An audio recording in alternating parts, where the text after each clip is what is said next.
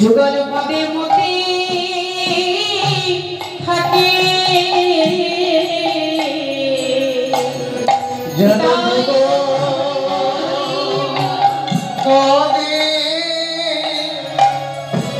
মতি থাকে ওরাইয়ে জন্মে না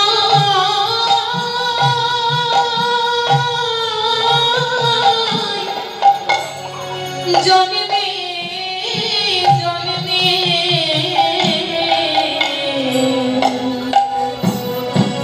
রাখি তোর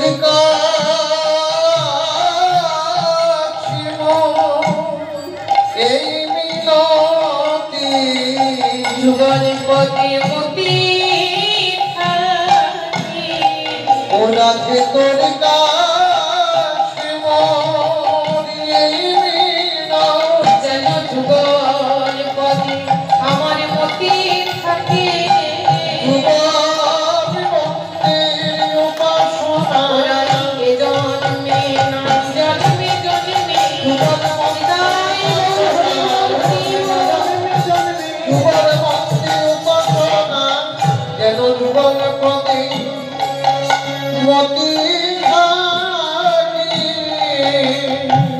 বৃন্দাবন থেকে রায় তোর চরণ ধুলি আমার মস্তকে নিয়ে এবার আমি যাত্রা করি।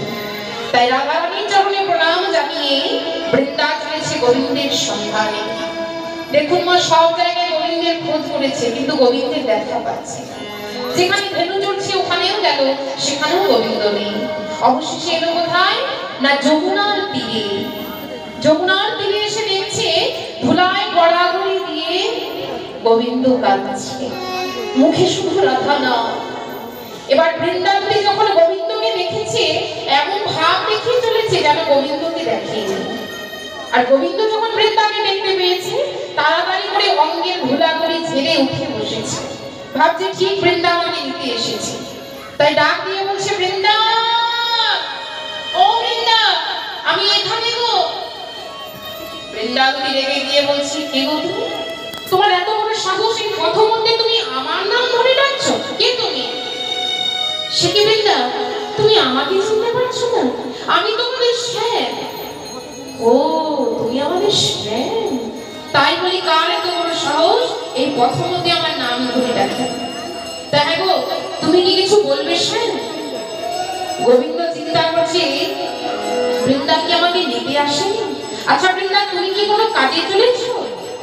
বৃন্দা বলছে, হ্যাঁ গো শ্যাম, আর বলো না, আজ আমাদের মান দেবীর পুজো হবে তো, তাই আমি ফুল তুলিতে যাই। ও শ্যাম, ফুল তুলিতে যাই। ফুল তুলিতে যাই, আমি ফুল তুলিতে যাই।